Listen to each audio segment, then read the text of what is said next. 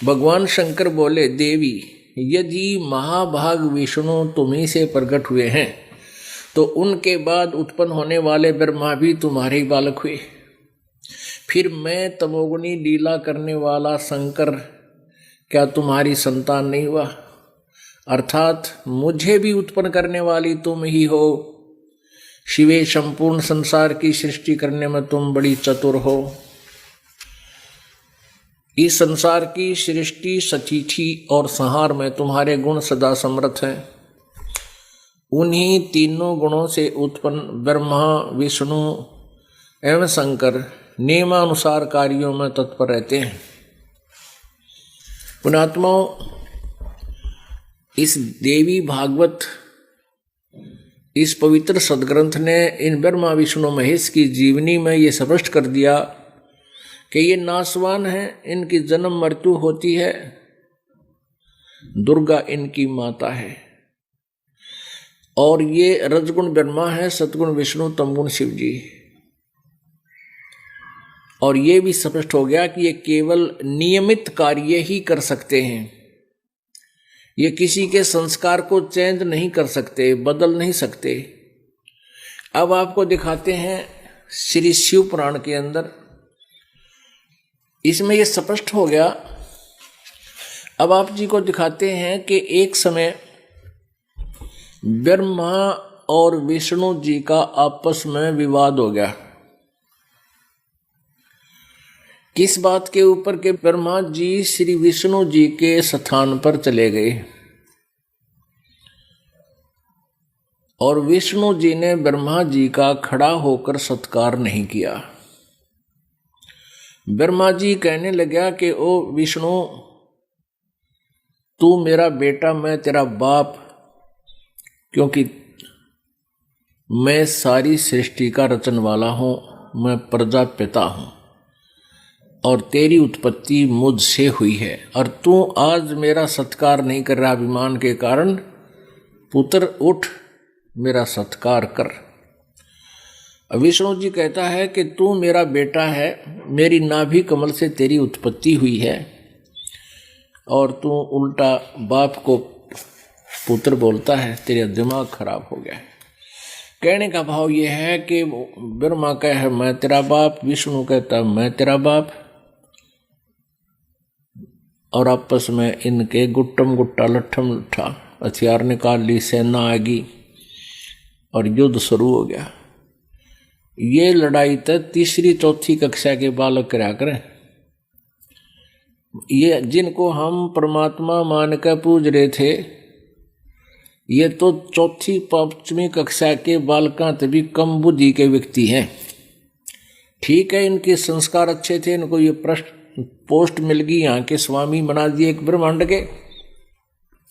लेकिन इनके इस आचरण से पता लगता है कि ये एक अन्य के नहीं। ये कोई बात है वो कह मैं तेरा बाप और वो कह मैं तेरा बाप, लट्ठम लट्ठा। तीसरी चौथी कक्षा में पढ़ने वाले बच्चे झगड़ रहे होते हैं। अध्यापक पूछता है क्या झगड़ा हुआ तुम्हारा? एक कहता जी यूं ने बोला मैं तेरा बाप है, वो दूसरा कहेगा ना जी पहले यूं ने बोला मैं तेरा बाप है, इसलिए लड़े थे। तो ऐसी लड़ाई तो हमारे वो पूज्य देव करा करते जिन नाम भगवान मान रहे थे। अब परमात्मा कबीर देव जी ने 600 वर्ष पहले आकर यही बताया था कि ये परमात्मा नहीं है जिनको तुम पूज रहे हो, ये तो आप जैसे जीव हैं। ठीक है, ये पीव नो बन गए, यहाँ के स्वामी बन गए, ये पिछले संस्कार किसी जन्म में अच्छे पुण्य किए हुए थे, साधनाएं अच्छी की हुई थी, ये 3 लोग के राजा बना रखे हैं। अपने आत्माओं 600 वर्ष पहले परमात्मा ये शब्द बोलते थे तो प्रत्येक प्राणी घना दुख माना करता, क्योंकि हमने ये लोकवेद उसे कहते हैं जो आउट ऑफ सिलेबस स्टडी जिनने कर रखी है, करवा रखी है। सिलेबस से बाहर जो ज्ञान शिक्षा दे रखी हो बच्चों को, तो वो बच्चे फिर सिलेबस के का उनको पता नहीं होता पाठ्यक्रम में क्या लिखा है, तो वो विरोध करते हैं, क्योंकि उन झूठे टीचरों ने गलत ज्ञान गलत पढ़ाई करा रखी है, वो जिस कारण से वो सभी भ्रमित हैं।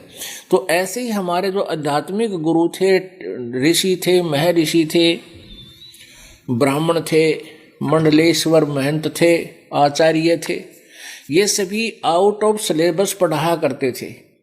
इनको सदग्रंथों का कोई ज्ञान नहीं था, जिस कारण से 600 वर्ष पहले परमात्मा यही बताया करते थे कि तुम कौन राम का जपते जापम और ताते कटे ना तुम्हारे तीनों तापम। तुम किन भगवानों की भक्ति कर रहे हो जिनसे तुम्हारे कष्ट भी निवारण नहीं हो पा रहे, और परमात्मा की भक्ति मोक्ष और आने वाले आपदाओं से बचने के लिए और मोक्ष प्राप्ति के लिए ही हम साधना किया करते हैं। तो आज आप जी इसलिए स्वीकार करोगे क्योंकि आप शिक्षित हैं। वर्तमान में यदि शिक्षा का कोई लाभ है तो यही है कि हम सदग्रंथों को स्वयं देखकर और परमात्मा को पहचान सकेंगे और अपना कल्याण करा लेंगे। अन्यथा इस एजुकेशन की कति आवश्यकता नहीं थी।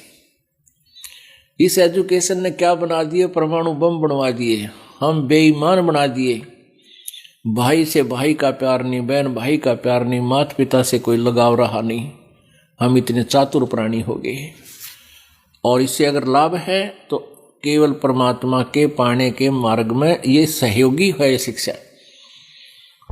इसलिए मालिक ने यह समय निर्धारित किया कि कलयुग में ये तो भी बिगड़ेंगे, कलयुग ही होगा ये।